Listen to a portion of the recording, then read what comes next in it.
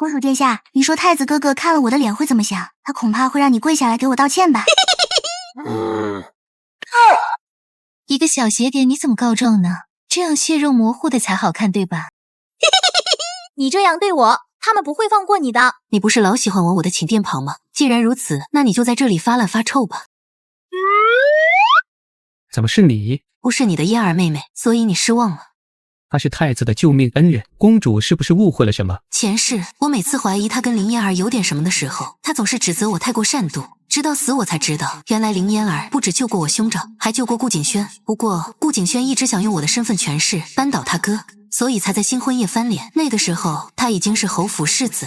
来人啊，有外男闯入后宫。都误会了，我是侯府的次子，是公主赵薇。公主若是有什么不顺心的事，只管拿臣撒气。但是臣是你的未婚夫婿，你不能让臣这样难堪。既如此，那我们婚约解除吧。公主那么喜欢我，莫要开这样的玩笑。谁跟你开玩笑？侯府庶子顾景轩擅闯后宫，冲撞了本公主，赐30大板。兄长叫我来什么事呀？难道又有进贡的珍宝要给我？无故打发侯府公子，甚至欺凌姑的救命恩人，导致他差点毁容。你给我跪下道歉！我身为公主，他们哪一个身份比我高？本公主想欺负他们就欺负他们，需要理由吗？满嘴胡言！你怎么一点礼义廉耻都没有？来人，掌嘴30！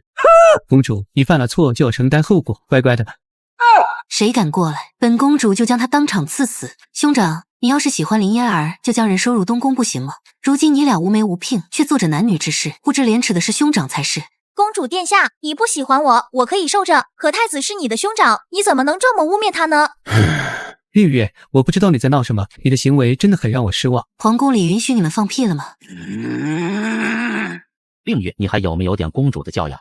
前世我以为只要我万事顺从，他就会满意我这个妹妹，直到我看见他宠溺的对待林嫣儿时，我才恍然大悟，什么长兄如父，全都是狗屁。皇后娘娘到，皇上寿辰要到了，令月别把事情闹得太难看。是啊，母后最好面子，前世我也是如此，但今生什么面子里子我都不要了。我仗着公主的身份欺负林嫣儿，欺负得更加肆无忌惮。大家都来看看这个毁容怪。公主殿下，求您饶了民女吧。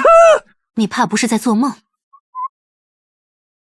这是忍不住了，为林嫣儿撑腰来了。父皇生辰时，你要送什么礼物？原来在这等着我呢。前世我精心准备了寿礼，祝愿父皇的江山绵延长安。可惜陆辉要了去，美名其曰是太子也要保江山社稷，然后他转手就给了林嫣儿。寿辰上，林嫣儿献上绣图，父皇浓颜大悦，给了他个女官当当。而我呢，因为礼物被要去了，只简单准备了一个珍宝，从此跟父皇离析。没有，我就是父皇最好的礼物。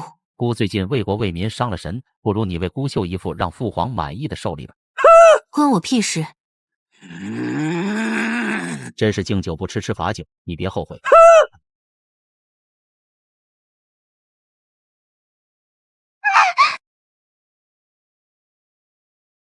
没想到我已经躲着那么多人只在深夜秀的作品，还是被他们知道了。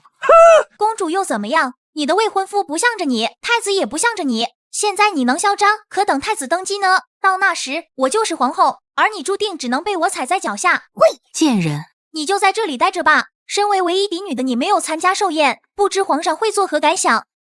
是啊，陆辉以后是要做皇帝的。林嫣儿甚至都在顾景轩面前撕下可怜的形象了，他依旧向着他。你们早就认识了，这个贱人不止救过太子，还救过你，对吧？你们合起伙来一起害我，就不怕父皇知道？所以这次你就别去了，去太医院好好看太手，不然你这手说不定就真废了。是啊，我手都快断了，周围还没有人，一看就是我那好哥哥安排。真是可笑啊！这个女人是救过我吗？你们两人欠下的债，却要我感恩？一群贱货，给本公主去死吧！你再不去太医院，下半身就要废了。你跟我一起去太医院。像你说的，我的手就算废了，也依旧是公主。而你一个断子绝孙的庶子，有哪个好人家的姑娘会选你做夫婿？更何况还得罪了当朝公主。喂，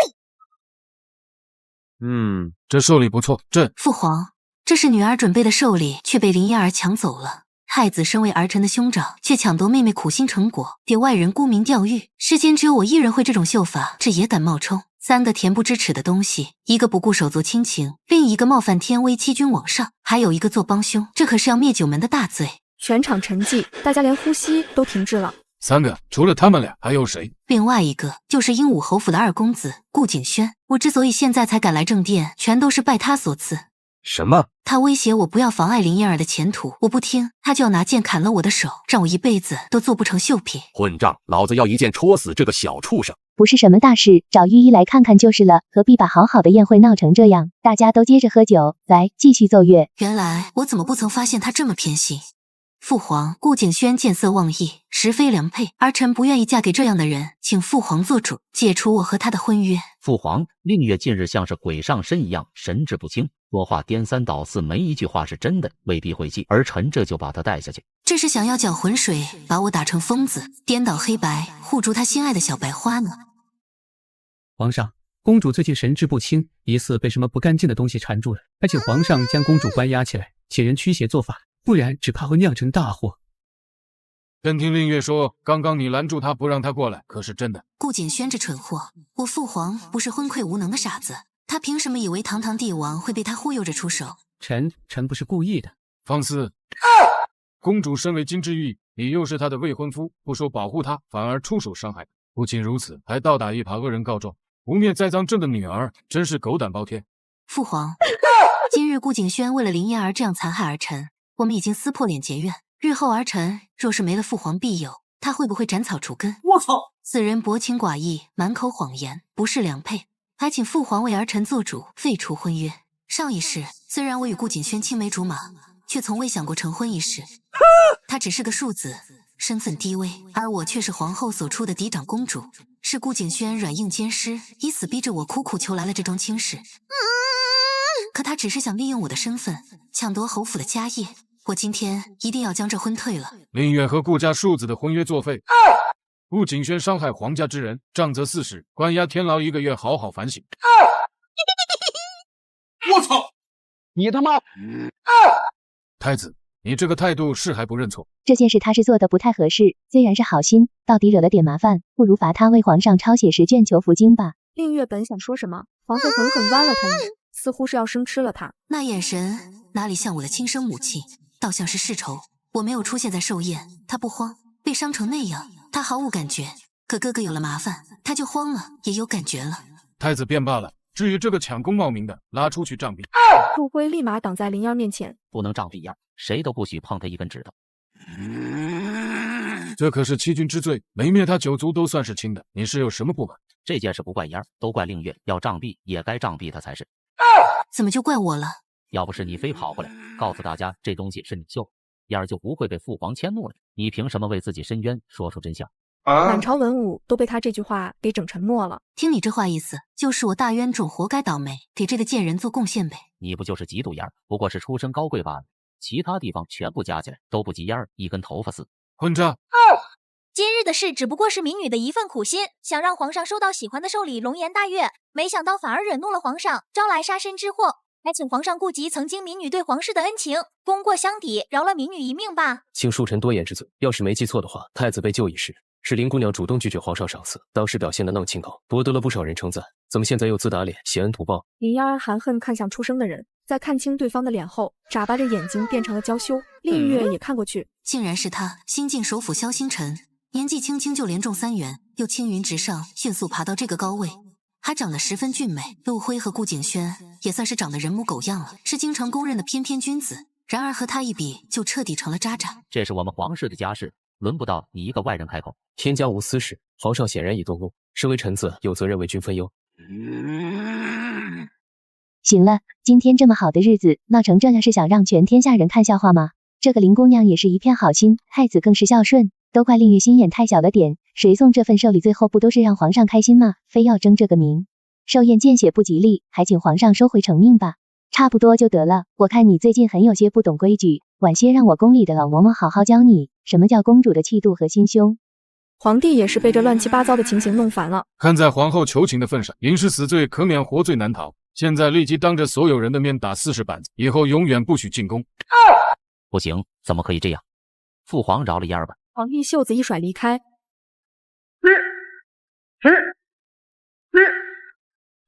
想抢我的寿礼，给林嫣儿成为太子妃铺路。做梦去吧。萧星辰别开眼不看林烟儿，怎么，刚刚落井下石的时候不是很利落吗？现在不忍心了？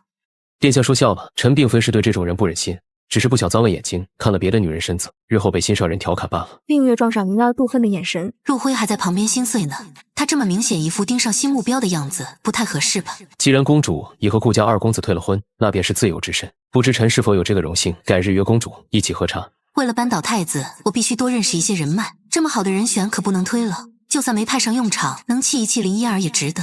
好啊，反正我是个大闲人，萧首府什么时候有空，我们就什么时候喝茶吧。寿宴结束，令月被皇后托人叫去坤宁宫。从今天起，你搬到坤宁宫来住，以后没有我的许可，你不准出宫殿一步，否则别怪我不顾母女情分。母后，原来我们母女之间还有情分吗？你到底想说什么？是不是只有哥哥才是你的孩子？我是你捡来的，我受伤受委屈，你一点感觉都没有，反而还帮着害我的人说话。你哥是太子，他当皇帝我们跟着沾光，他倒了我们都要遭殃，这么简单的道理你都不明白吗？我沾他什么光了？从小就对我不闻不问，不是抢我东西，就是高高在上训斥我，现在又为了一个外人这样欺辱自己亲妹妹，还没当皇帝呢，他就这样把我往死里整，等他当皇帝还有我活路吗？往死里整那也是你亲哥，都是一家人，你忍忍怎么了？再者，他为什么不欺辱别人，就欺辱你呢？你自己不反省一下吗？那我现在给母后你巴掌，是不是母后要好好反省一下，为什么我不打别人就打你？放肆！王嬷嬷，把公主带下去关在禁室里，让她好好忏悔。令月转身就跑去皇帝的书房。父皇救救我吧！儿臣因为揭露太子恶行得罪了母后，他说要把我关一辈子不许出去，还稍微不听话就打死我。他怎么糊涂成这样？别怕，有父皇在，谁也不能动你。母后现在一心都在太子哥哥身上，其他人对他来说什么都不是。儿臣继续留在宫中凶多吉少，正好儿臣如今年龄也不小了，是时候出宫开府了。父皇觉得呢？好，朕这就下旨，让工部为你营造最好的公主府。皇后得知此事非常不悦，随便建个府也就是了，怎么这么奢华浪费，居然要花30万两银子。林月是你唯一的女儿，又是朕的唯一的嫡公主，30万两不算多。3万两银子也就差不多了，花那么多钱做什么？勤俭是美德，你这样奢华浪费，哪里像个嫡出公主的样子？3万两给嫡公主建府，是要笑掉天下人的大牙吗？连藩邦小国的庶出公主都不如了。国库又不是没钱，前不久东宫那边要了20万两银子修葺费，当时你百般催朕拨钱，怎么轮到女儿就这么小气？下个月太子需要用钱的地方很多，钱都给他建府了，太子用什么？母后说太子下个月要用很多钱，是打算做什么呢？和你无关的事少打听。再说了，你又没成亲，住在宫里挺好，出去开什么府？争论到最后，皇帝被皇后的偏心和轻视气到，直接把公主建造预算提到了50万两。多谢母后，让儿臣的公主府更加华丽了。半个月后，令月来到茶楼里一间隐蔽的厢房。如今我只有父皇庇护，太子那边却是有母后和顾景轩，还有一些支持太子的人。我一定要找到盟友，扳倒太子。三哥，大齐如今风头最劲的就是三皇子陆恒，文武双全，能力出众。唯一的缺憾就是母亲身份较低，这样近乎完美的兄弟，自然是陆辉的头号心腹大患。你这次来找我，是不是想扳倒太子？三哥可愿意和我携手？虽是嫡亲兄妹，可我实在无法忍受他的所作所为。寿宴的事，明眼人都看得出来是谁不对。太子实在是过于见色忘亲了。换作是我，有你这么一个可爱善良的妹妹，只会往死里疼，绝不会让一个外人欺负你。我可是女疯子，我们都是从小一起长大的。你是什么人，我很清楚。那回大家都欺负我，因为我的生母只是宫女出身，到死只是个贵人。只有令月你会主动亲近我，喊我三哥，不许别人对我做的太过分。明明是隔了一层的同父异母兄弟，他说出来的话却更有一个哥哥的样子。如果三哥愿意和我合作，那么以后我只认你这个哥哥，我愿意竭尽全力帮助你登上皇位。口说无凭，不如给我一个安心的保障嘛。什么保障？我这边有一个很重要的臂膀，恰好他暗恋你许多年，不如你下嫁给他，这样我们就是一条船上的人了。姻缘是人生大事，我都没见过他，怎么能一口答应？这样反而没有诚心。也好，我相信你和他相处一段时间后，一定会爱上他。世间的女子就没几个能不被他迷倒的啊！就算是自己的臂膀，也不至于这么自信吧？这么人见人爱，难不成是财神爷吗？离开茶楼，令月就碰到了萧星辰。你怎么和萧公子在一起？公主，你为什么会和他在一起？不是，都撕破脸成这样了，还演呢？你们两个是不是有病？我和谁在一起，管你们什么事？你身为公主，光天化日下和外男这么亲密，真是不守妇道。男未婚女未嫁，一起逛个街就叫不守妇道的话，那你这算什么？和两个男子不清不白，不知道的还以为要……是不是该进猪笼？萧公子，你是不是也是这么想的？觉得嫣儿是个不守妇道的女人？你是什么样的人与我无关。我知道，你一定就是这么想我的，所以上次才会公然为难我，对不对？我出身低贱，不像公主尊贵，平民百姓家的女儿都只能抛头露面，亲力亲为，根本顾不上什么男女大防。可嫣儿心里有杆秤，就算和男子们来往，至今我都是干干净净的。不信你可以问太子他们。我和嫣儿清白的很，不像某些嚣张跋扈、毫不廉耻的人，私下都玩烂了。我也是，不过是把嫣儿当自己妹妹看罢了。林嫣儿委屈地看着萧星辰，林嫣儿似乎天生有一种让人失智的力量，男人一旦上了钩，就会彻底被捏着鼻子走。就算是被他吊着没有确定关系，也无脑为他冲锋陷阵，奉献一切。萧星辰这样要紧的角色，如果也被他勾走，那我和三哥的结盟岂不是又添一名劲敌？殿下，我们还是赶紧离开吧，这情形实在是太不堪入目了。好，我们走。原来如此，公主一夜之间忽然变得那么心狠绝情，是因为找好下家了。也是，萧公子出身世家，既是嫡长公子，又这般年轻有为，比我这样的人强多了。算你还有点自知之明。像你这种下贱的东西，怎么配合人家萧公子比？有眼睛的都不会选你，把你们两个相提并论，都是对他的一种侮辱。这顾景轩真是投错了胎，做什么侯府公子？要是做梨园戏子，早就红遍大齐了。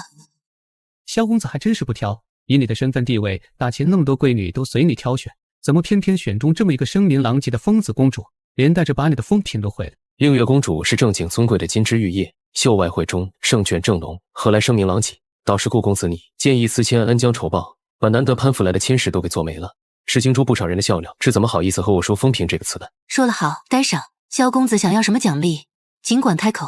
只要殿下闲余之时能想起我，偶尔见见面，就是最好的奖励了。好啊，这还不简单，我答应你。多谢殿下，多谢顾公子，今日推波助澜，不然我还愁下次找什么借口约殿下出来呢。日后若心愿圆满，一定不忘这份恩情。这话一出，那三个人的脸色都变得极为精彩。以前都听人说萧首府温文尔雅，举止守礼，没想到居然这么会气人。让殿下见笑了，其实只是分人，有的人不值得对他礼貌。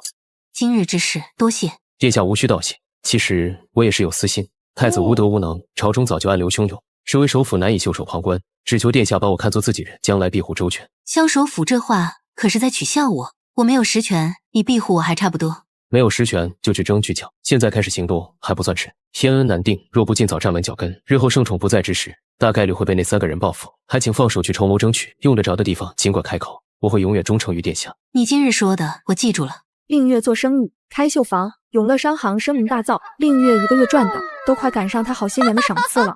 难怪那么多皇子公主都会暗中命心腹臂膀做生意，这来钱就是快啊！皇后差人请令月去坤宁宫，说是有赏赐。我们母女好久没一起说话了，你也是的，怎么这么久都不来请安？儿臣属木寸光，不懂勤俭，为母后不喜，怕请恩给母后添堵，只能每天在心里惦记了。这话说的，母女哪来隔夜仇？先前见府的事，我也是为了你好，怕你太铺张浪费坏了名声，以后找不到好婆家。是母后一片爱女之心。听王妈妈说有赏，是什么好东西啊？王嬷嬷捧了一个小盒子进来，只见是一个小小的玉如意，不仅个头小，玉的材质也不好，雕工也一般，拿到外头去顶多卖几十两银子，也不知是从哪个犄角旮旯里翻出来的。像这样的东西，给陆辉身边的下人都嫌寒酸。我听人说你派人在外面做生意，赚了不少银子。母后听谁说的？是你兄长和我说的，他查过了，亲戚来的那个永乐商行背后，东家都是你宫里的人。太子还真是闲，朝堂大事不去解决，跑去盯着一个小小商行调查。哼，这商行和我无关，我不知道。那绣房里有你的幻影绣，你怎么可能不知道？这商行其实就是你开的吧？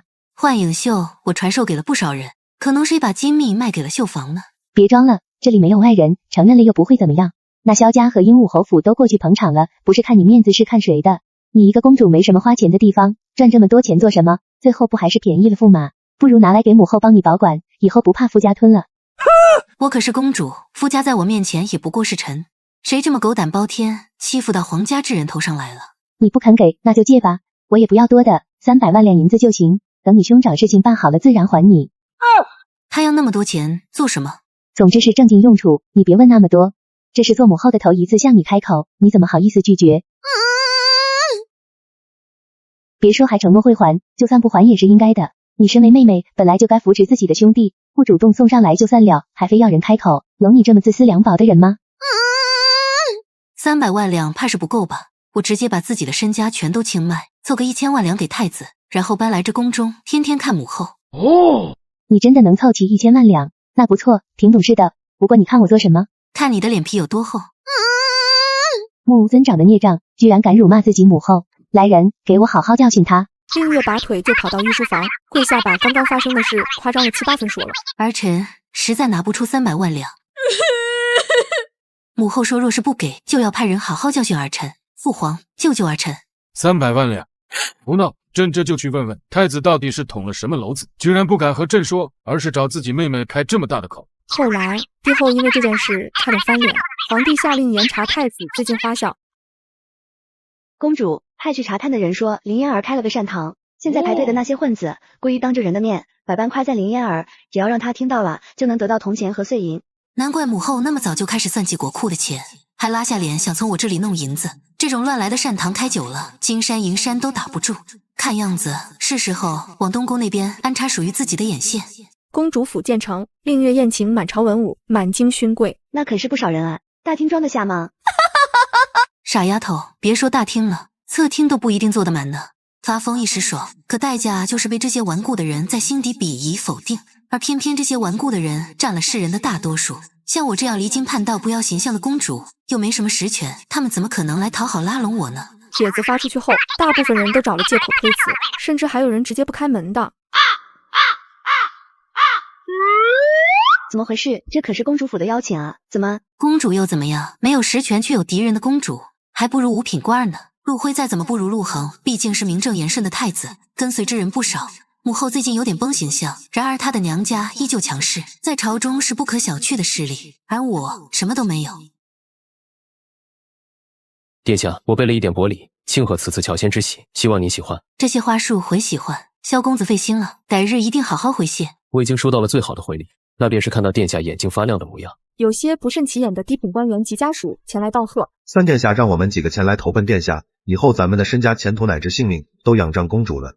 原来是三哥安排的，既是不动声色的给我出使的班子帮手，也是在考验我。这哥哥不错，比太子那个狼心狗肺的强多了。好说，只要你们一心一意，我自然会竭力扶持。公主，鹦鹉侯府上来人了。世子妃秦南风带着许多人，抬着好些箱子走进公主府。听说新建的公主府十分华丽，如仙境一般，我心中仰慕，很想观赏，便厚着脸皮主动上门了。世子妃愿意赏脸，我高兴都来不及。快进来坐吧。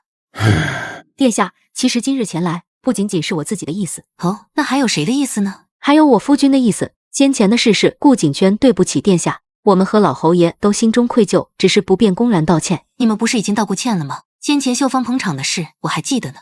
顾景轩做的恶，我只算在他头上，不会迁怒他人，放心吧。我就说殿下不是那种小心眼的人，这脾气真对我胃口。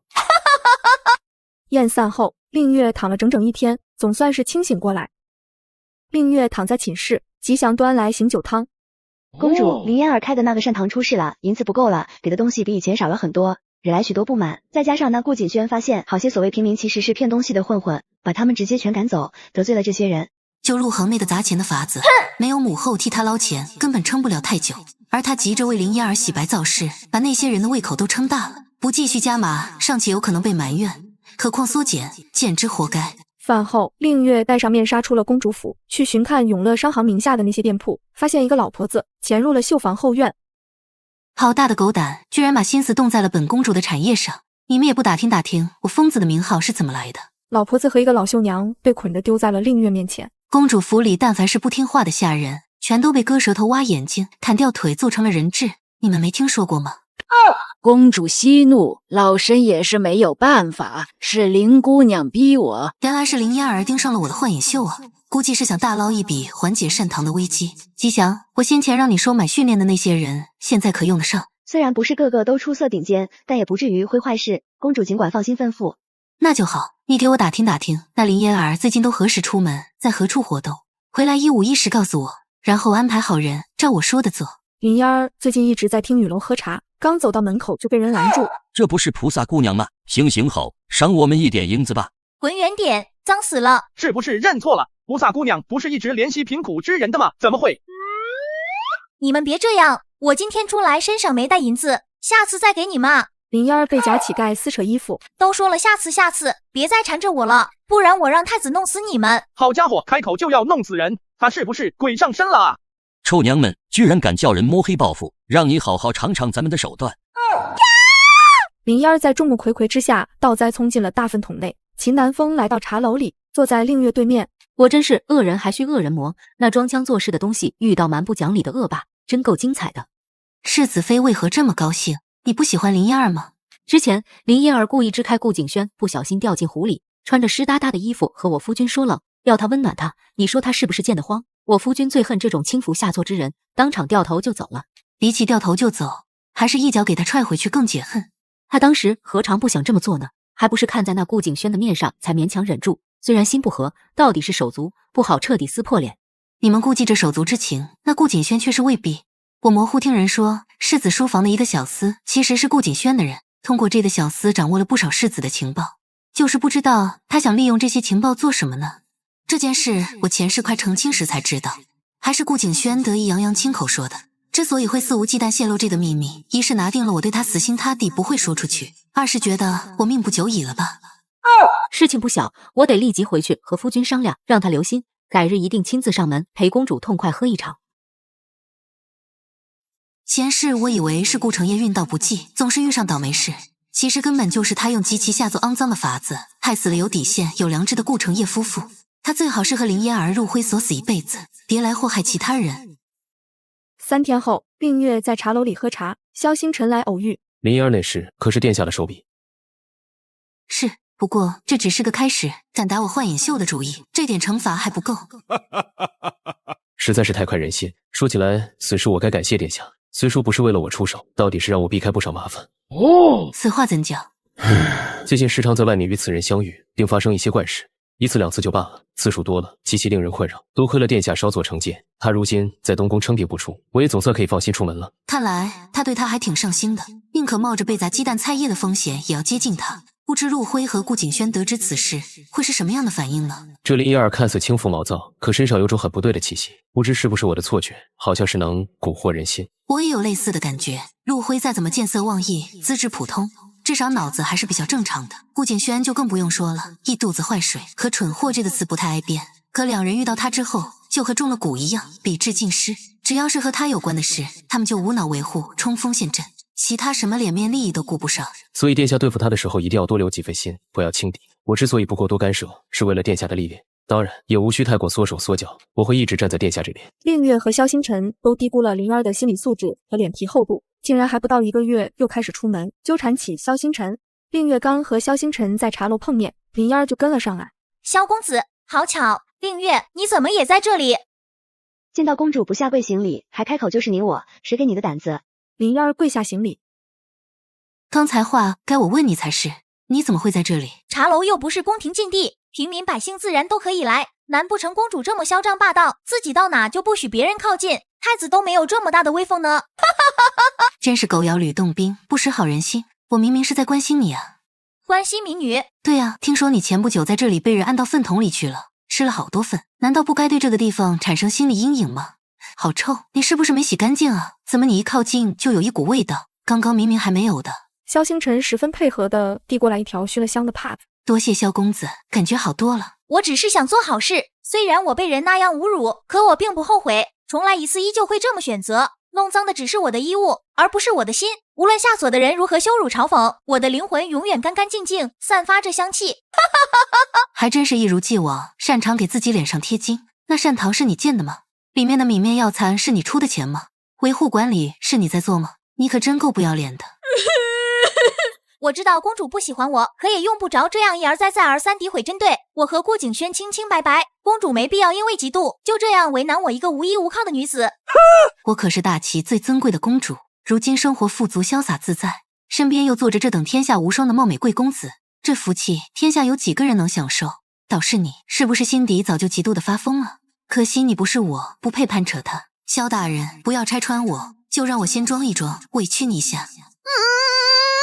有什么好得意的？不就是仗着会投胎吗？没了公主身份，你什么都不是。我一手幻影秀名满天下，就算不是公主，而是普通出身，也足够自己活得很好。而你除了会勾引男人和脸皮厚，还会什么？是呢，全天下只有公主一人会这种秀法，当然足够炫耀了。难怪那永乐绣坊生意红火，天天赚大钱。可如果别人也钻研出来了，公主是不是就损失巨大了？少想得美了，这种事绝不可能发生的。你可别得意太早了，走着瞧吧，看看谁笑到最后。第3天，令月的绣坊就出事了，林燕带着人把掌柜打了。公主在此，谁敢放肆？公主不是一直撇清自己和绣坊的关系吗？怎么现在当众帮着欺负人的奸商撑腰了？拿出证据来，不然别怪我为民除害。你们的价格统一比外面贵近10倍，不过是较为特殊的绣法罢了，与其他绣法也难不了太多，针线料子更是没有区别，凭什么要这等高价？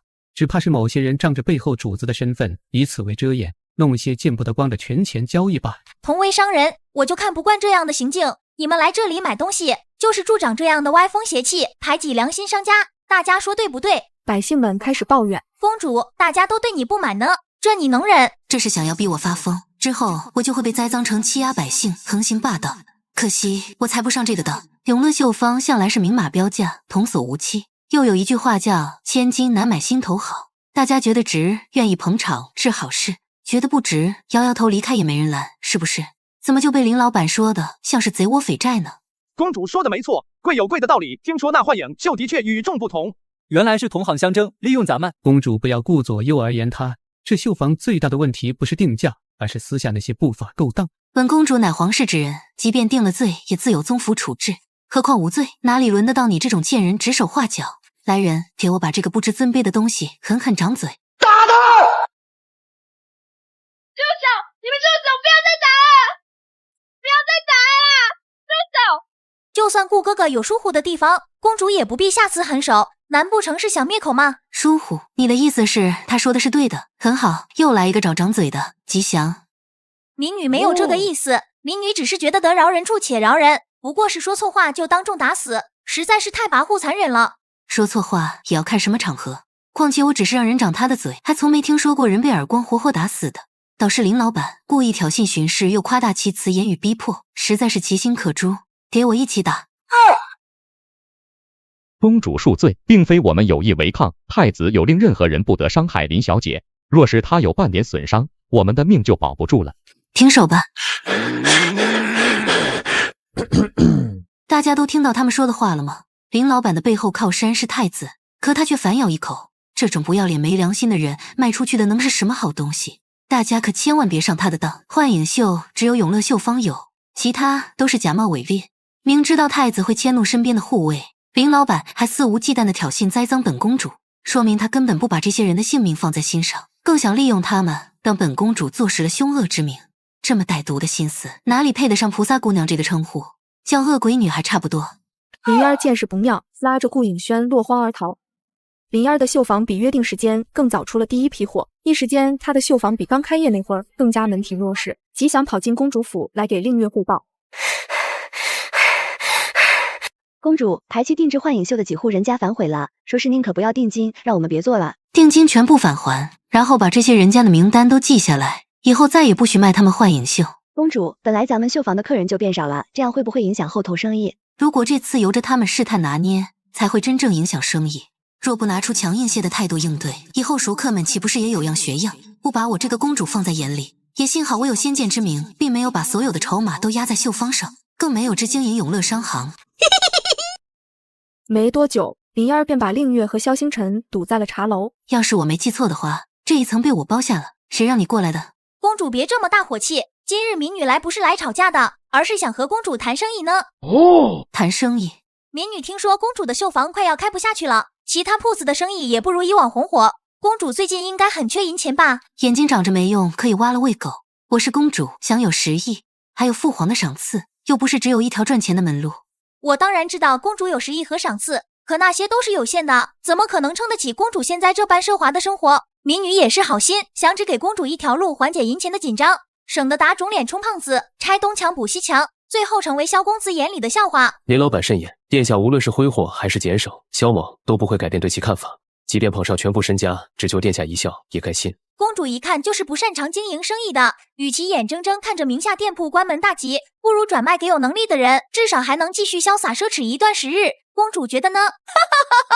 有能力的人是在说谁？该不会是指你吧？虽然我出身平凡，也不会刺绣，但我也有自己的优点，并不亚于那些耀眼的贵女们。这么短的时间，我就靠自己一手把绣房经营得这么红火，不知道多少人在背后夸赞。这样的我，难道不配称一句有能力吗？你这绣坊的生意，不过是借着我幻影秀的名头，有恶意压价才换来了暂时的热闹，怎么就成你的能力了？说白了，不过是一条仰仗他人光辉的吸血虫罢了，也敢自吹自擂。殿下所言甚是。萧公子，一个人的出身决定不了一切，后天的努力更为重要。如今我已经不是那个柔弱无依的平民女子了，而是一步一个脚印的绣坊老板，是不是可以不用再和曾经那样仰望着？你赚的这点钱来路不正，注定要吐出来。现在就想接手我的生意，你可真是太把自己当个东西了。别再来纠缠萧公子，他也是你配觊觎的。家里没铜镜，总有尿吧，照照自己的德行。公主这么瞧不起民女，那可敢和民女赌一局？这蠢货可算是上当了。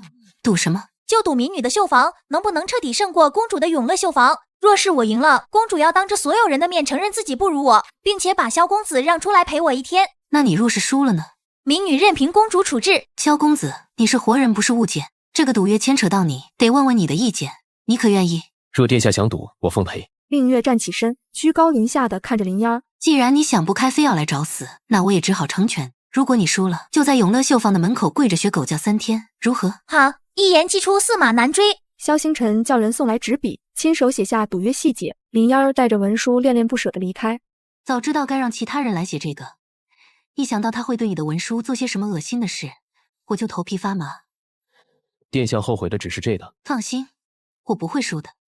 万一眼见着快输，我会用各种不光彩的手段扭转局势，绝不毁了你的清白。道义诚信是要和人讲的，和林燕儿这种毫无下限的东西讲这些做什么？就得比他更无赖。不愧是殿下，看来是我想多了。不过我有种预感，殿下不但会赢，还会赢得很漂亮，痛快出气。那就借你吉言。林燕儿高价聘请绣娘，生意如火如荼之时，他们先前卖出去的第一批幻影绣出事了，不少人在林燕儿的绣房跟前求公道。你们家卖的是什么烂货？这才多久，里头的丝线就断的差不多，绣面全糊了。人家永乐绣坊的绣品到现在还好好的，果然便宜无好货，咱们上当了呀！这和一开始许诺的根本不一样，退钱。第一批之后，绣品暂时没出问题的人家也慌了神，提前过来要求退货，还在排期的那些则蜂拥而至讨要定金，表示自己不要绣品。林燕儿害怕这些要账的，躲在东宫不出来。给这逆子禁足，1年不得外出，也不许宴会见客，好好反省。陛下，你就饶了陆辉这一次吧。慈母多败儿，这个混账东西有今日，你功不可没。幻影秀是令月的独创，你不如去好好补偿一下咱们的女儿。皇后见此，派王嬷嬷带着赏赐到公主府，求令月去一趟坤宁宫。令月啊，如今你在父皇面前很有脸面，所有孩子中他最疼的就是你，你说一句话顶人家10句。要不你去帮你哥求求情，让你父皇别关他这么久，再把先前的职位重新给他。母后未免也太高看我，父皇再疼我，也不可答应我这么大的事。我要是有这个脸面，也不至于现在还只是个空头公主了。傻女儿，这可是你唯一的手足，无论以往有再多的矛盾，那都是一家人，打断骨头连着筋啊。你哥也知道以前有些事做错了，让我向你道个歉，他都低头了，你还不帮他？哦，只是口头道歉吗？而且还是母后转述，没有什么实际的赔偿。差不多得了，那可是你亲哥，死咬着不放做什么？等这件事你帮他摆平了，我就让他亲自带着东西找你道歉，行了吧？我可不能保证摆平这么大的事，顶多说几句好话。怎么处理是父皇的决定，我干涉不了。只要你过去说那幻影秀是你教林姑娘的，只不过故意藏私没教好，没想到造成这么大的麻烦。你父皇的气转到你身上来一部分，不就可以帮你兄长解围了吗？母后的意思是让我一个人主动承担骂名和惹怒父皇的后果，就为了成全坑我的人和偷我东西的贱人。你不过是个公主，就算你父皇生气了，顶多就是失宠罢了，没什么实际损失。就算牺牲了你怎么了？你兄长不一样，他可是太子，失去的可能就是整个大齐。那三皇子一派最近嚣张得很，如果最后真的被他夺走了皇位，我们的荣华富贵就完了。在和陆恒暗自结盟之前，我会毫无顾忌嘲讽大骂，荣华富贵没我的份，有亏反而都给我吃，谁管你们死活？三皇子做皇帝好啊，至少没胳膊肘往外拐的贱人捅我刀子坑我了。现在可不能这么说，我去说试试看，不过效果怎么样可不能保证。另外，下次再有这样的好事别来找我，就算是知青手足，总逮着我一个人欺负吃亏也有些过分了，人的忍耐是有限度的。知道了，快去吧。令月把自己的脸拍红了一些，这才去了御书房。你的脸怎么了？换尹秀一事都是儿臣的错，是儿臣主动叫林姑娘，又故意藏私，才……母后刚刚已经教训过二臣了，还请父皇不要迁怒太子。皇后实在是太过分了，这是把朕当傻子看吗？居然打骂自己女儿，逼着你过来背锅。那林嫣儿绣房的事，朕早就派人查得清清楚楚，分明是那孽障看你生也好动了歪心思。要不是他们没把技法学全，吃大亏的就是你了啊，傻女儿！父皇别生气，母后她只是心疼太子罢了，不是故意的。皇帝气得伸出手戳了戳令月的脑门。儿臣现在拥有的一切都是父皇给的，就算拿回去也是理所应当。母后骂二臣是个没用的公主，可儿臣觉得没有投胎成皇子，遇上了这样凉薄的母亲和兄长，反而是一种幸运。幸运？正因为是公主，又和母兄关系不好，所以和父皇的亲情才更加纯粹。皇是儿臣唯一的仰仗和亲人，儿臣只愿父皇健康开心长寿，其他的什么都不想。皇帝按住令月的肩膀。谁说朕的令月是没用的公主？朕许你往后可无照入宫，参与听政，看你母后以后还敢不敢轻视你。还请父皇允许儿臣抗旨，不能接受。为什么？不是才说只要朕开心吗？怎么就抗旨了？臣从小只喜欢做绣品，对于其他事一窍不通，也不感兴趣。参与政务，对大器百害而无一利。父皇若是真的疼儿臣，就只保留无照入宫这一权利吧。儿臣想时不时来看看父皇，给父皇送点亲手做的针线活儿，如同寻常人家妇女，这样就很满足了。不愧是朕的好女儿，传旨下去，令月公主实已增值万户，俸禄翻倍，往后可随意进出宫中，包括朕的书房。谢谢父皇，不过父皇知道儿臣私下经营商行，不生气吗？这种事无伤大雅，更何况你又没有鱼肉百姓，只是本本分分做生意，朕有什么好生气的？既然父皇这么说，那二臣就放心了。等二臣以后赚了大钱，就给父皇买好多好多东西，再也不用担心那些长舌文臣唧唧歪歪了。令月回到公主府，以前没打过交道的府邸的管事，笑容满面求拜见结交，公主府的威望和声名提升了不少。殿下这次收获颇丰，比起曾经成长很快，我没有跟错人。只不过是得了10亿罢了，算不得什么。说起来还要多谢你。殿下接下来有何打算？太子被禁闭，林嫣儿缩在东宫里不敢出来，他们暂时做不了什么，也不方便对他们做什么，不如趁这个机会把顾景轩收拾了。这3个人，陆辉最蠢，林嫣儿最贱，顾景轩最阴。难得这么好的机会，顾景轩落了单，不好好出手说不过去。萧大人帮了我这么多次忙，该你开口才是。有没有什么想要的东西？只要我能弄到，一定答应。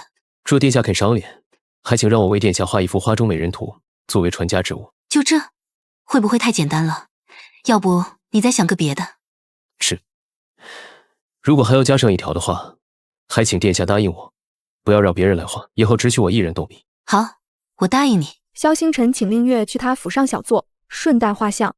公主林嫣儿最近虽未在外露面，最近却有几首极其出众的诗词流传出去，在京中很是风闹。他还会作诗，应该是找了什么人捉刀吧？我也这么觉得。或许太子见善堂菩萨与绣坊老板2条路都走不通，索性另辟蹊径，想让他以才女身份重获光辉。你们萧家全族上学，底蕴深厚，有不少大名士。他们若是想在这方面为那林嫣儿造势，少不得要混京中相关的圈子，那岂不是撞到咱们手里？殿下说了极是，不知可有详细计划？顾景轩文武都不及他的嫡兄顾承业，只能沽名钓誉，耗财买脸，因此他退而求其次，许诺不少好处，才把林嫣儿的诗作塞进一个中等人家女子组成的诗社文集里，借由他们那边传出去。如此，我们也可以这般来。令月将温居宴中前来的官员姚登叫到公主府。我没记错的话，你在营善司待了好几年，是时候给你换的地方了。不过呢，在此之前，还得你帮我一个小忙。姚登跪下谢恩。公主尽管开口，在下必定全力以赴。你去告诉他们，林嫣儿的诗词是找人代笔，越多人知道越好。没多久，从令月那里传出去的谣言，在京中传了个遍，兜了个圈，又回到了他耳边。听说了吗？那坑人钱的林嫣儿又开始装神弄鬼了。这个我知道，说是顾家2公子花了不少钱，买了几个落魄书生的诗作，应安在他头上，说是他写的呢。岂止没有文采，说是范文盲也不为过。东宫的人私下说了，他给人写信，一张信纸上才几百个字，倒有10几个写错的。人家都不出东宫，只把自己的大作硬塞给外头诗社，也不知是谁家的诗社这么丢人，为了点钱连脸都不要了，带这样的人玩。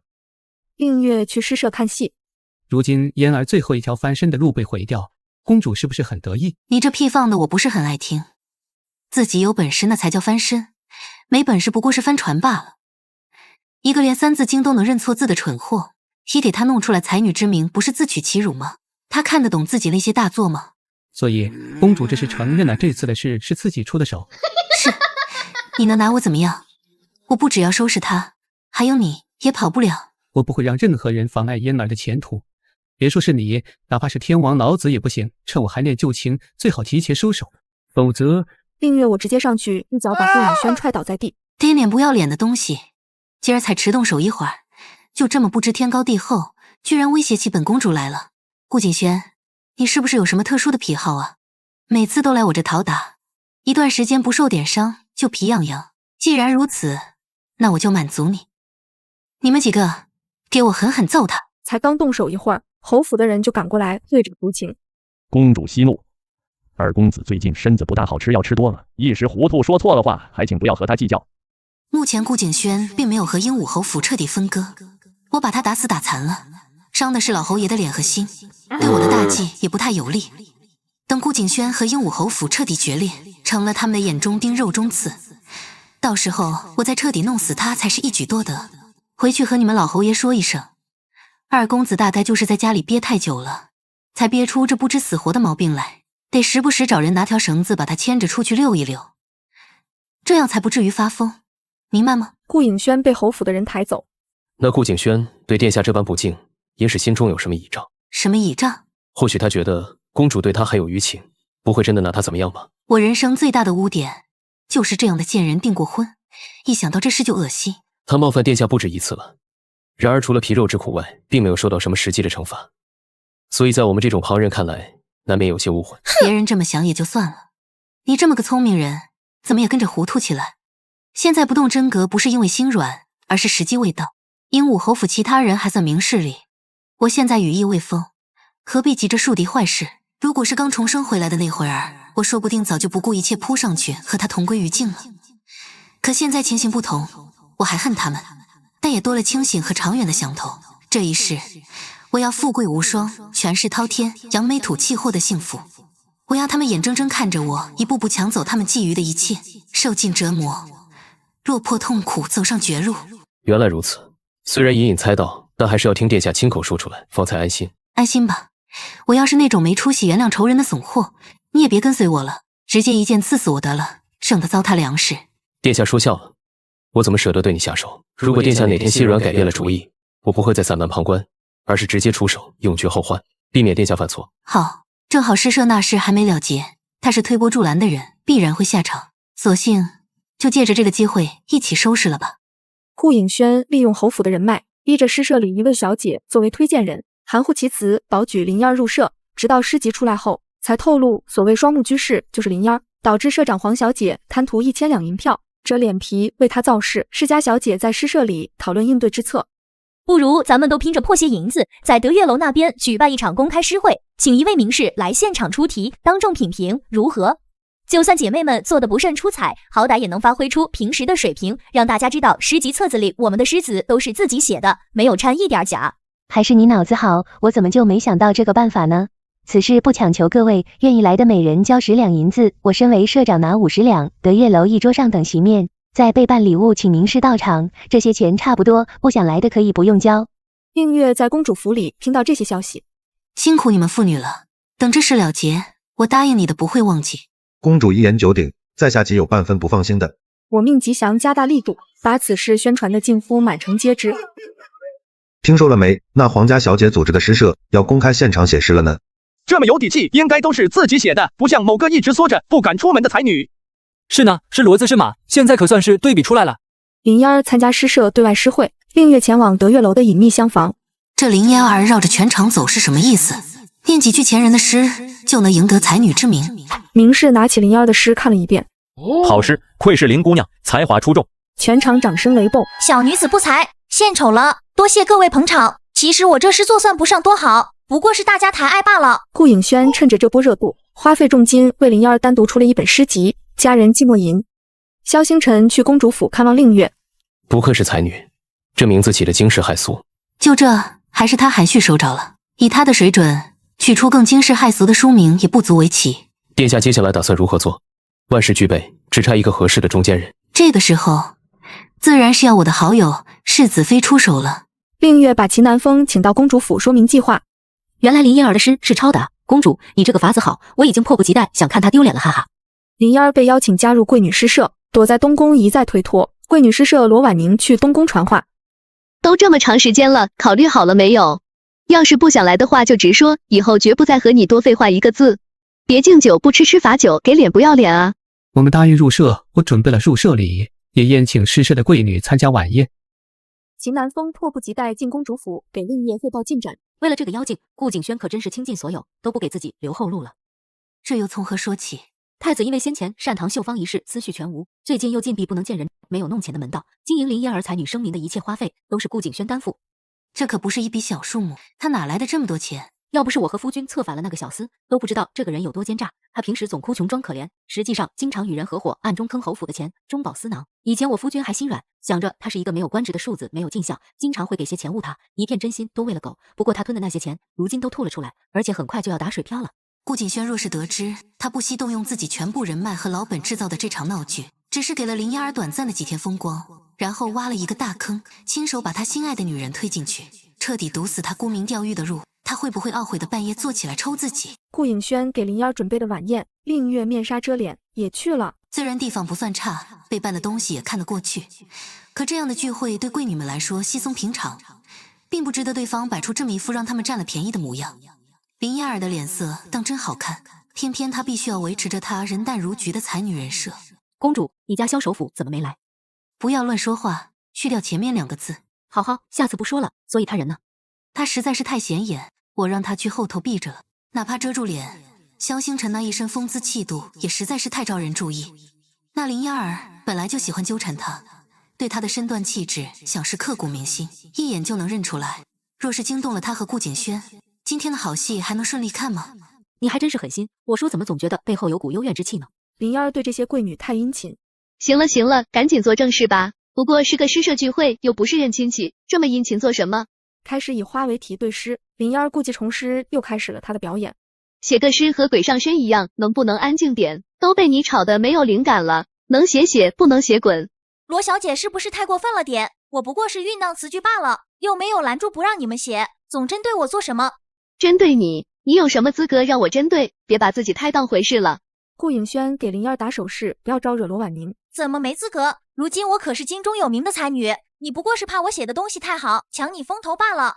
你那些诗就最初的几首写得好，后面的远远不及那几首，只不过是比一般人要强些罢了，得意什么？那罗小姐在不在这个一般人的范围里呢？除非说你自信一定比我写得好，自己的话才站得住脚。好，那今儿咱们就比一比，到底谁写得更好？怎么比？可别拿你千金小姐的身份压人，强迫大家选你。既然罗小姐都开了金口，那我只好奉陪了。如果我赢了，罗小姐是不是要当众对我道歉？也不是不行。那如果你输了呢？我输了，任凭罗小姐处置。好，这可是你自己说的。如果你输了，就当场退社，以后再也别和我们有什么牵扯关联。其实我刚刚就后悔邀请你入社了，早就听说过你这个人奇奇怪怪的，没想到这么神经。罗小姐这么瞧不起我，为什么还要主动邀请入社？是故意戏弄羞辱我吗？既然如此，只道歉那未免也太轻飘飘了。如果我赢了，你就当着这么多人的面给我跪下。好，我接受你的提议，但同样的，你输了也要当着所有人的面给我跪下磕3个响头。行。以罗裙为题，林燕儿拿着书站在附近的树下，抬手抚摸树枝上的花朵，又十分怜惜的把地上的落花捡起来，用手帕包好，又来到湖边扬手抛洒，落下一滴泪水。这个贱人以为自己是戏子吗？人越多越来劲，他可不仅仅是为了演才女呢。半炷香后，2人诗作均已完成。哪首写的比较好？2首都好，不过林燕儿的那首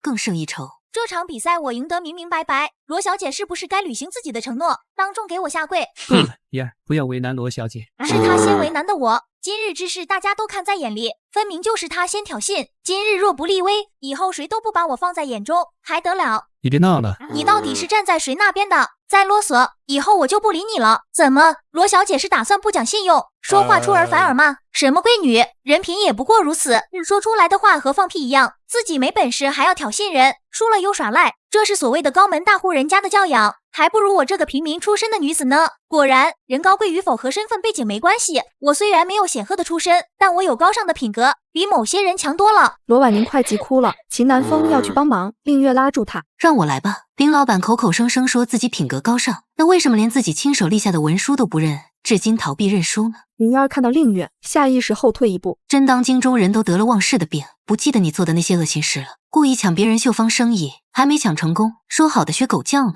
你有什么脸指责罗小姐？本人都不认账，还厚着脸皮夸起自己的品格来了。公主说的没错，我们还只是口头约定，你这可是立了文书的。如果你去永乐绣坊门口跪着狗叫3天，我也不介意给你跪下。行，那就抵了，都别跪可以了吧？不管怎么说，今日我是赢了的，你们以后都要承认她的文采不如我。等等，谁说罗小姐的文采不如你？你可别颠倒黑白啊！明明就是罗小姐的人品文采都甩你几条街。花园里，罗婉宁怔怔地看着令月。刚刚的比试，所有人都亲眼见证我赢了，就算是公主，也不能闭着眼说反话吧？那是因为罗小姐现场临时想的，怎么和你早有准备的比，根本就不公平。公主可别血口喷人，题目明明是现场出的，我怎么早有准备？你知道今天诗会，自己又是东道主，所以提前准备了许多诗，恰好碰上罢了。除非你有胆量敢再接一场，由我来出你猜不到的题目，我才信你。当然，你要是心虚胆怂，大可以找借口离开，以后也别舔着脸叫自己才女了。顾影轩冲上前拉住林燕，还请公主不要激将她，放过她吧。我和她真的只是兄妹之情，公主这么死咬着不放，会让外人和我误会的。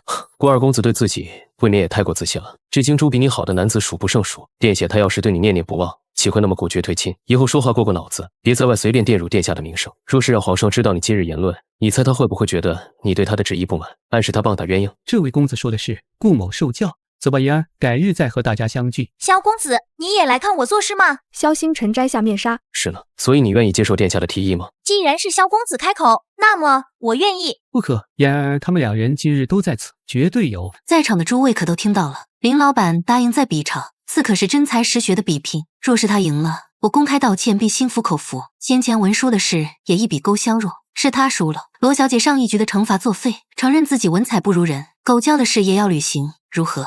我不需要公主的道歉，只需要和上次一样的赌注，行吗？好，多谢公主为我出头，可是我不一定能赢她，或许会让公主失望了。放心吧，她绝对赢不了你的。其实刚刚你并没有输给林燕儿的文采，只是输给了她肮脏的手段。萧星辰走到令月身边，这回殿下都不问我，直接答应了，不好吗？说明我们如今是自己人，用不着客气，可以直接带你做主。殿下这话我爱听，不枉刚刚忍着头皮发麻施展美人计了。难为你，身为重臣之首和世家公子，居然要对着这种不堪之人美色蛊惑。等这件事结束，想要什么尽管开口，我能给的都给。我可不可以把殿下这个许诺暂时存着，日后想到了再支取？好，反正你也不会害我。新一轮比试开始，令月把林燕的丫鬟捆了，林燕慌乱找人，跟着她的这个嬷嬷铺纸的丫鬟才是那个真正的才女。每次诗会出了题目，都是这丫鬟想好了，悄悄写在小纸片上，然后再神不知鬼不觉交给林嫣儿，让她抄出来。这次我把她带离林嫣儿身边，好戏不就来了吗？怎么了，林老板？没了贴身丫鬟帮忙，你是一个字都憋不出来了吗？为了塑造你所谓才女的名声，不惜用最下作恶毒的手段，拿这类丫鬟的家人性命威胁。你不要胡说八道，她是孤儿哪来的家人？我们还给了她不少钱。顾影轩跌坐在原地，给了不少钱。吉祥走上前，给了林嫣2个耳光。你凭什么打我？第一，你弄虚作假，花钱请人作诗，浑水摸鱼，羞辱逼迫罗小姐，还想蒙骗公主讨的好处。2，你自己有错在先，还大不敬对公主不用尊称，只给2个耳光都算是轻的，大家说对不对？就是这么恶心的人，只打脸已是公主仁慈了。难怪每次都和抽风一样到处晃呢，是怕我们看到他丫鬟那边的动静啊！太贱了，刚刚那么欺负罗小姐，世上怎么会有这样无耻的人？罗婉宁给了林嫣2巴掌，飞起一脚把她踹进湖里。贱人，居然还想逼着我给你下跪，谁给你的脸？顾影轩捞起林嫣，赶紧离开了。公主殿下，以前我觉得你太跋扈高调了，疯疯癫癫的，毫无金枝玉叶的风范，不太喜欢的。可现在我才发现，你其实是个冷静正常的人，做事有自己的想法。说到跋扈高调，你好像也比我好不到哪里去吧？怎么还嫌弃起我来了？就是因为我也这样，所以见不得人比我更出风头啊！秦南风走上前，拍了下罗婉宁的头。怎么和公主说话的呢？公主她被家里人宠坏了，说话直来直去，心眼不够多。说明她很幸运，遇到的都是真心爱护她的人，不像我，除了一个父皇还算分得清状况，其余的身边之人一个比一个有毒。好在老天给了我重来一次的机会，让我认清了他们的真面目，挣扎远离。萧大人，想要的东西还没想好吗？还没有，好不容易有这么一个敲竹杠的机会，殿下容我好好思考如何狮子大开口。行，你慢慢想，我不急。我记得殿下答应过瑶灯那边的好处，这件事他们家出力不少，可不能忘了。答应好他的事怎么会忘了？只是现在遇到一点难题，本来打算直接开口向父皇要几张官表，可我想到先前在他面前表现得像是无心权势，才得到他的信任和喜爱。官表看似不算太过，可如果让父皇对我起了疑心，那可就得不偿失了。做皇帝的人疑心重是通病，即便我是公主，父皇对我的忌惮也不见得会比皇子少太多。父皇现在对我的宠爱是建立于心疼和他觉得我老实的份上。想要达成目的的手段有很多，有些事若是不便自己去做，可以借用其他人的手。这就是问题所在了。能够调动瑶灯的人还不至于有求于我，更不会来我这边应酬，我该如何借用呢？萧星辰拿起面前果盘里的一粒火枣，殿下此刻应该并不想吃这颗火枣吧？可我看中了殿下头上的金钗，所以我需要一个理由或者一个机会，让殿下觉得自己想要我手中的火枣，然后半推半就，换来我想要的金钗。主意不错，金钗就当我赏你禁言的。令月和罗婉宁在湖畔骑马，你们夫人和姨娘现在还在闹别扭呢。其实就是芝麻大点事，偏偏两人多年来不对付，就一直杠到现在，只苦了我那个爱端水的爹，夹在中间两头不是人。罗尚书在外雷厉风行，威风赫赫，回到自家后宅变成了孙子，只会讨好和稀泥，手心手背都是肉，妻妾哪个都不敢得罪，谁生气了都能上手揪他胡子。倒是有个主意，可以让你爹清静下来。什么主意？听说京中最近开的一家绣坊最近特别风头，新推出的双重绣虽不如我们永乐的幻影绣，却也有几分意思，尤其是表达夫妻恩爱情深的珠环屏风绣面是镇店之宝，不卖的不知多少夫人太太见过就心神向往，拼命开高价想要呢。所以呢，你想办法把这个风吹到你们夫人和姨娘耳边去，让他们亲自渐渐的屏风，然后说的他们动了心争起来就成了。绣坊的掌柜曾经拿这东西孝敬我，我没要，但知道他手里能拿出来的有2副，到时候叫你爹偷偷赠给2人，对每个人都说世间只有他有，好好藏起来，别让对方知道。这样一来，不但安抚了2位，还让他们心中得意，怜悯对方，以后不就亲近许多了？还得是公主，这主意实在是太妙了。其实别说我爹，我也烦死这2个人了。从我小的时候闹到现在，一看到他们斗气，我的头就大。倘若这次成功，我一定借着你的好处。罗尚书做好了大出血的打算，可没想到掌柜的是想要几张下位官表。罗尚书许诺给他5张。瑶灯前来公主府拜见令月，令月把官表给他。多谢公主提携，只要你忠心于我，未来必有出头之日。5天后，令月来到鹦鹉侯府，顾影轩正在被打靶子。令月，你现在满意了？是你自己为了给林嫣儿炒作才女名声，把自己手头的财物都砸没了，怎么怪我？不过你们打的还是太轻了，都没吃饭吗？顾影轩几乎快要被气昏过去。秦南风叫走令月，他把心思动在了侯府公账上，悄悄挪走了1万两银子。他后来想要悄悄补回来，结果你们没给机会。这次的挪用露出了破绽，和他勾结做空账本的老管事被打入大牢。我们在拿到关键性证据后，向老侯爷摊了牌。公主，这次我必定为顾景轩安排一门合适的亲事，找个贤惠又厉害的女子管着他，不让他再给公主惹事。以后他们夫妻俩就老老实实过本分日子，侯府保证他们和后代衣食无忧。老侯爷，顾景轩人品不怎么样，他绝对不许再伸手沾染侯府的任何产业和差事。公主说的是，我还下了令，他以后不许和那个瘟神林嫣儿来往。老侯爷离开大厅。顾景轩这个人心思歹毒，尤其是现在他不得老侯爷喜欢，更容易铤而走险，你要小心。多谢你提醒，其实我夫君也想到了这一点，要不是怕影响中子嗣一事，他早就提前下手了。如果被我发现他对我夫君动了不该有的念头，即便没有得逞，我也要一刀砍死他，永绝后患，哪怕一命换一命也无所谓。怎么能为了这么个人渣搭上自己的一生呢？不牵连自己报仇的方法很多，比一刀砍死他更解气的也不少。说的也是，再怎么说还有你呢，我还怕他遭不了报应。吉祥赶来侯府，向令月禀报东宫情况。公主，听东宫伺候林嫣儿的贴身宫女说，她和太子每夜都同床，虽没有那什么，但她都有脸做，你怎么还不好意思说了？直说便是。林嫣儿和太子除了没有做那一步，其他什么都做了。2个人每天叫喊的和鬼一样，还经常把床榻间弄得脏污无比，就连见多识广的近身伺候宫女们都有些受不了，想尽办法避开伺候之夜。不知道他和顾景轩是不是也是这种清白法？皇帝召见令月入宫。林月，今日叫你入宫不是为了别的，正是为了你的终身大事。你可还记得自己的表哥王安志？他前不久才升了官职，模样一表人才，对你也颇有好感。他们家派人来向朕提亲，说是亲上加亲，你觉得如何？这人我怎么会不记得？那可是印象太深刻了。这是个顽劣不堪的纨绔，他棉花素柳，暴虐不堪，经常动手打女人，说他前面一个妻子就是被他活活气死的。令月伸手擦着眼泪，好好的，怎么哭了？父皇，儿臣是什么时候无意间让你生气了吗？怎么会？你是朕最疼的孩子，为何这么说？那个表哥是京中出了名的恶人，最喜欢的就是打自己老婆了。前头一个正妻就是被他活活打死的。我还以为自己做错了什么事，得罪了父皇母后，要找这么一个人来好好教训镇着我呢。你胡说什么？前头那个明明是被气死。母后是真以为我纸醉金迷，挥金如土啊？背地里我可从来没有懈怠过安排眼线和刺探消息。你不是和朕说这个人孝顺体贴，是出了名的好公子吗？气死正妻的事怎么一个字都不提？我是觉得事情不大，没必要。气死妻子的事情还不大，这样狼心狗肺的东西，你居然想让自己的亲女儿嫁给他，你是一点都不心疼令月啊？皇后跪在地上，捂着脸哭。我听娘家人说她已经改了，如今不打人了，所以才想着试试的。再怎么说，令月都是她的表妹，又是公主，她还能欺负她不成？再说了，她都退过1次婚了，名声不好，其他人未必肯要她。别说了，母后，儿臣知道，也恨儿臣当初没能成功为太子背锅，才故意安排这么个人来求亲。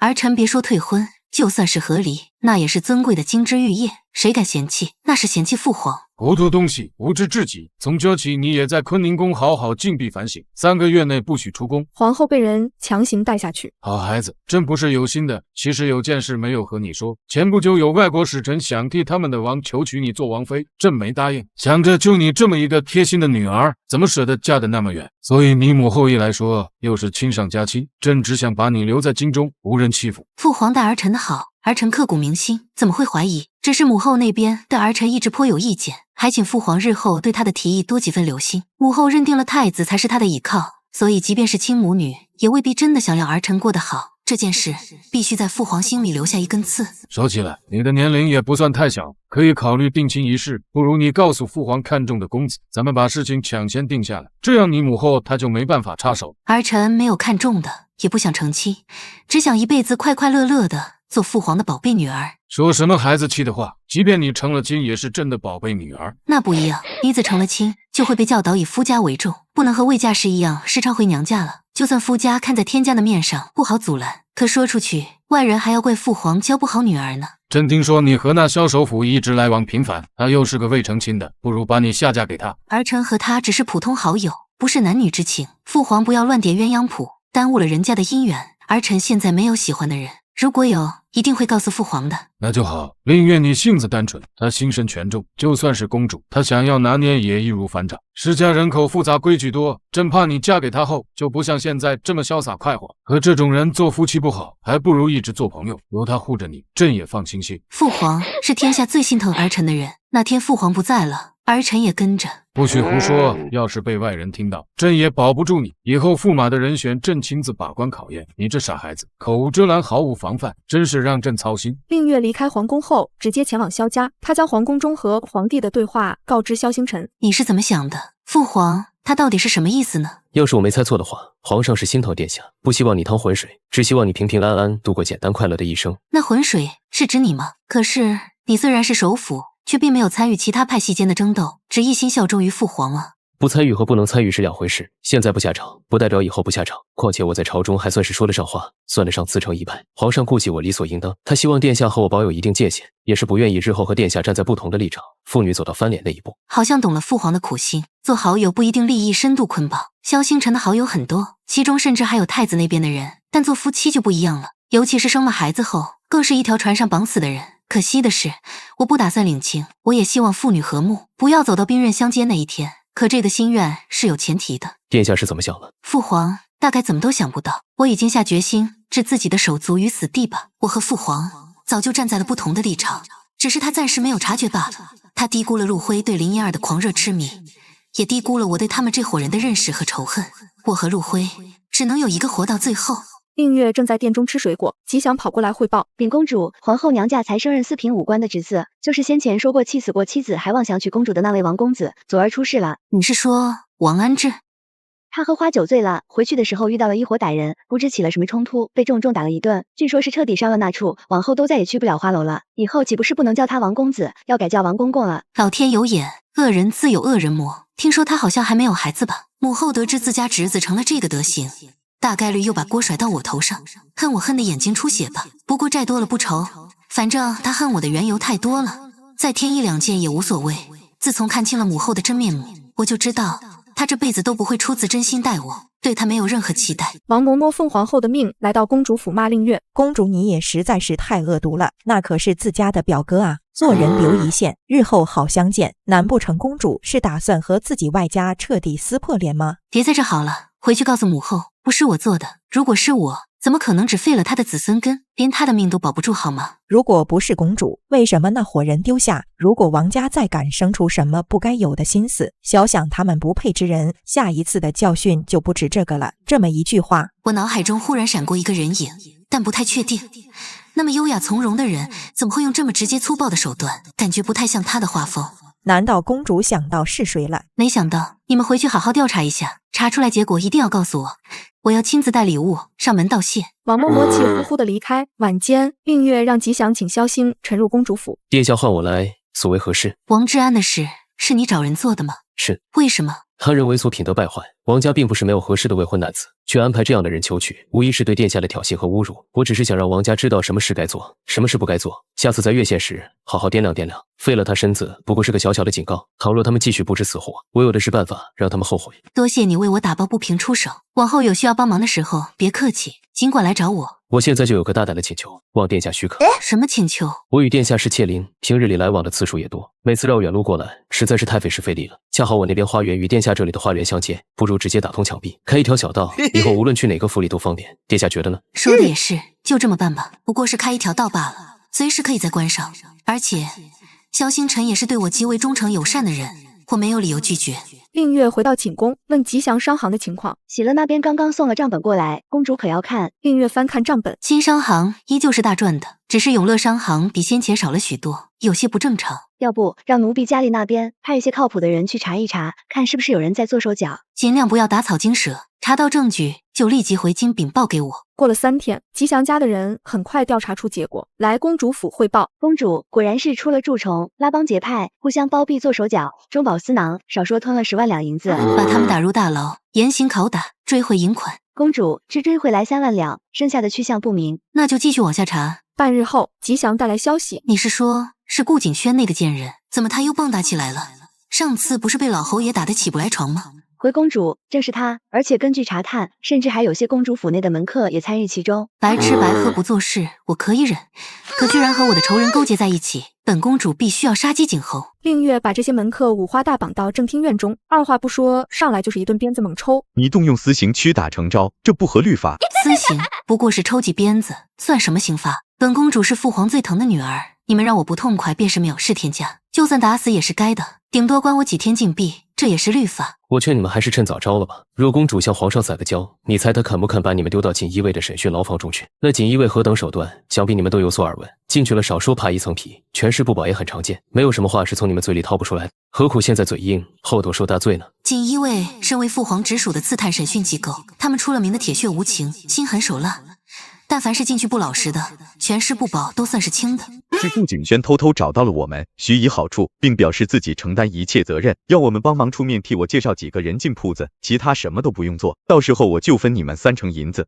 顾景轩还说，出了事他来兜着，我们只用不知情就行，怎么算账都算不到我们头上的。我们怀疑他都不住，他就说公主对我可一直都是刀子嘴豆腐心，割舍不断情谊，要不然他为什么那么恨林姑娘，一直不肯放手针对，就是因为吃醋。听完最后一句话，萧星辰气场都变了。这几个人吃里扒外辜负公主恩情，实在可恶。拿我的帖子送去赵堂官那里，叫他好好审讯，往死里收拾。萧首府你怎么可以出尔反尔？刚刚明明不是这么说的。几个门客被人拖下去，萧星辰看向令月，请殿下恕罪。我听到他们这么忘恩负义，一时没能忍住心中愤懑，擅自越过殿下处置。无妨，下不为例便是。殿下打算如何收拾那顾景轩？此人狡猾至极，平安查到的线索也只是间接的，算不上证据确凿。这几个人虽口头招认，可并没有留下任何佐证。殿下的意思，莫非是和以往一样，继续纵容他？我何时纵容过他？每一次都让他付出了代价，并往我想要的方向进展了一些。这是说大不大，说小不小。若是严刑逼供，就算得出了我想要的结果，也会落得个公报私仇、屈打成招的把柄。老侯爷那边对我的愧疚感降低，反而去心疼这个贱人，那岂不是前功尽弃？殿下说的有道理，是我一时没能控制住心中厌恶，被情绪带着走。你哪里是会被情绪带着走的人？不过是检验我可有进步而已。殿下太高看我了，我也是有七情六欲的普通人，怎么会不被情绪带着犯错呢？放心，这件事我不会轻易放过的。走吧，去书房，我打算给老侯爷写一封信，银子我是一定要拿回来的。令月的信被送到侯府，顾景轩勾结我的门客，派人混入我商行，做假账中饱私囊，坑了我差不多20万两银子，人证物证俱在。但我看在两府交好的份上，又要为老侯爷与世子夫妇留体面，所以把供词上顾景轩的名字划掉。侯爷以后好好的把这个逆子管紧点。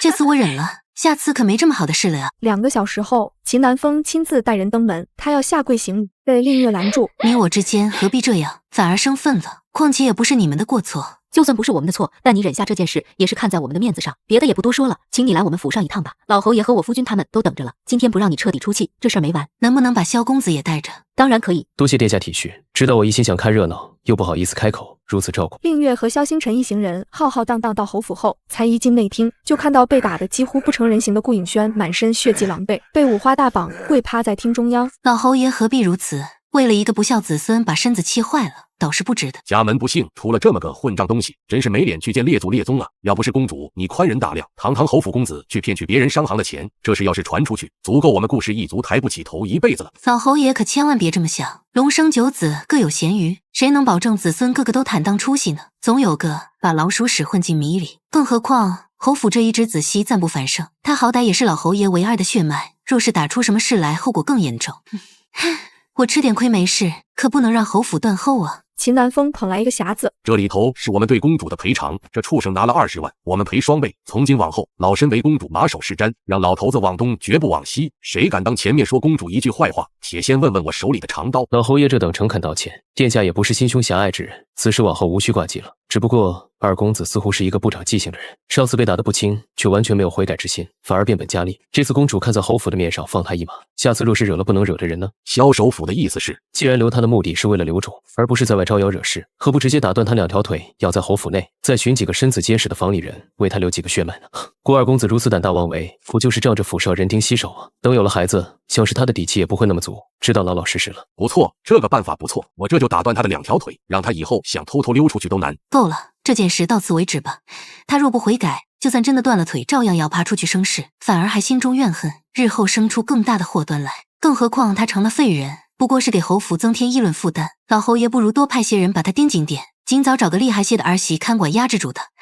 说不定等成亲生子后，顾二公子有了牵挂桎梏，就学乖了呢。公主说的很是，老头子这就去安排，以后绝不给公主添麻烦。若这孽畜下次再犯，不用你们开口，我亲自把他大卸8块，尸身送到公主府去赔罪。回到公主府，萧星辰一直都在沉默，怎么不说话？可是热闹没看过瘾，还想再看看别的。殿下明明承诺过不会雷声大雨点小，结果只是拿了点银子，听了老滑头几句空口承诺，就轻轻放我。这事是我撺掇，又是亲爹打断他的腿，恶人由我们来做，事后就算恨，也恨不到殿下身上来。殿下何必开口让老侯爷网开一面？雨点小，你错了，根本就还没开始下雨呢。顾老侯爷嘴上说要他死，可一听说要打断腿，却有几分犹豫，可见心里头还是割舍不下的，要让他对这个儿子彻底死心了，再痛打落水狗。希望殿下是真的这么想，而不是找借口隐藏自己的心意。你是把我看得有多饥不择食，那个下三滥的东西。可他定过亲比坐过牢还丢人，怎么可能还依旧念念不忘？是我说错了话，殿下见谅。你说错的可不止这句话，还请殿下告知。如今满京谁不知你我亲厚？今日侯府这么私要之事，我说让你来，世子妃也无二话，可见大家都默认你和我不分彼此，所以下次做坏人曲折着点，不然我还是会被你牵连。只是没想到殿下平时看着直率少司，说起这种话来却是这般撩人。撩人这个词和我有关系吗？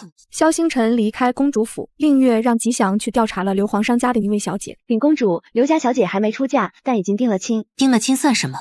直接让他们退亲。派人告诉刘皇商，有一位勋贵出身的公子看中了他女儿，要娶回去做正妻，不退亲，这天大的好事儿可就白白错过了。秦南风被请来公主府，刘皇商家有一位小姐，长得那叫一个千娇百媚，又泼辣能干，是个压得住你们家二公子的。只是这亲事我不好直接做主牵线，顾景轩肯定以为我要使坏，所以得由你出面，一定要想办法让老侯爷答应这门亲事。我正愁这个呢，老侯爷把你上次的话牢牢记在心里，天天催我找个合适的娶进来。只是如今二弟名声不太行，这刘家又不用卖女儿吃饭，能答应吗？放心吧，只要亮出你们侯府的招牌，他们全家都会高兴得屁滚尿流的。上一世，我和这位刘小姐并未打过交道，却知道刘小姐刘翠莲第一任夫君是个老实读书人，没多久就被她吸干病死了。再嫁后，她和府里的少爷管家都勾搭在了一起。东窗事发，她干脆一不做二不休，弄死了老爷，又毒死了吃醋要告发的管家，可谓心狠手辣，配顾景轩刚好。顾颖轩拒绝这门亲事，顾老侯爷恼得直接提起了长刀，冲进他房间。无效的东西，给你点好脸色就又忘了自己造的孽是吧？要么老老实实娶人，要么老子直接把你2条腿都砍了，以后找10几个粗丑丫鬟，直到生出孩子。父亲，我答应。顾颖轩和刘翠莲成亲后，秦南风跑到公主府找令月八卦。不愧是你呀，这个刘家的可真是个猛人。怎么个猛法？说来听听。新婚夜的时候，顾景轩不肯同房，那刘翠莲二话不说，拿起鞭子把他抽了一顿，抽着就滚到床上去了，闹腾了一夜呢。第二天，顾景轩甩狠话，再也不靠近他这个不守妇道之人。然而一到晚上，两人又热情似火的，真的。怎么到晚上就不怕对不起他的嫣儿了？我还能骗你不成？顾景轩估计就好这一口。我本来还担心这刘翠莲完全不敌林嫣儿，现在看来她还是很有几下子的。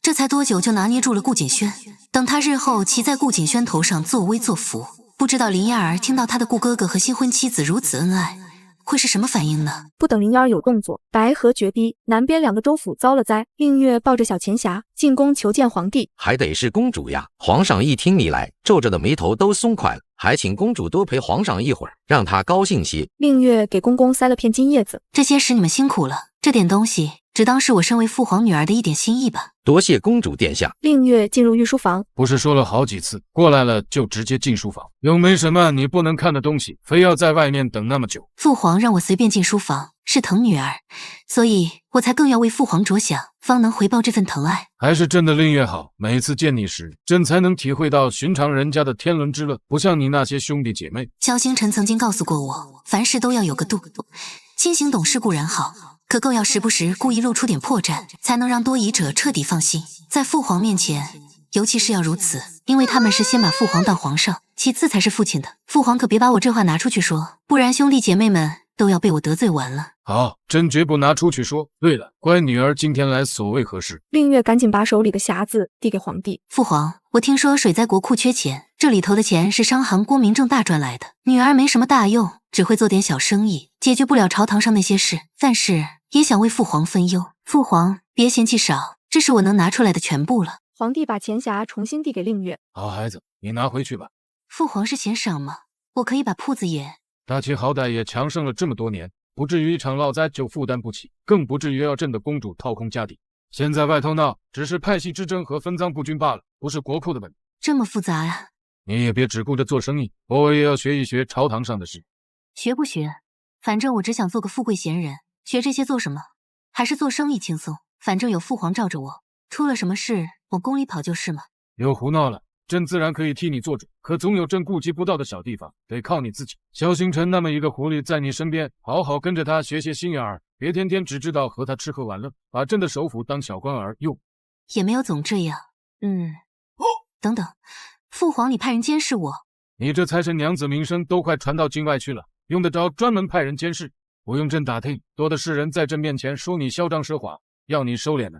我知错了，以后会注意的。这算什么错？该玩玩该花花，你等过几天水患解决了再来，朕有好东西赏你。令月从宫中出来，去茶楼喝茶，撞见顾颖轩和林嫣私会。吉祥，去把刘翠莲请过来看戏。刘翠莲一脚触合房门，顾颖轩正在林嫣身上耸动。当天化日，你们竟敢私会！刘翠莲一把拽住林嫣的头发就往墙上撞，侯府下人一把将顾颖轩抱住，拖到一边，致得他动弹不得。你这个泼妇，你知不知道我是谁？我管你是谁，敢给我戴绿帽子，我往死里揍你！刘翠莲把林嫣从2楼踹下去，捆着顾颖轩回府。隔壁包厢看到全过程的令月拍手称快。公主，侯府的人怎么拉偏架？老侯爷说了，以后2房是刘翠莲当家，只要她师出有名，喊一声让把顾景轩往死里打，他们都得听。刘翠莲若是知道那贵人是太子，不知会不会后悔。不对，以上一世刘小姐的惊人之举来看，她脑子里就没有服软这个词，只有1不做2不休，斩草除根。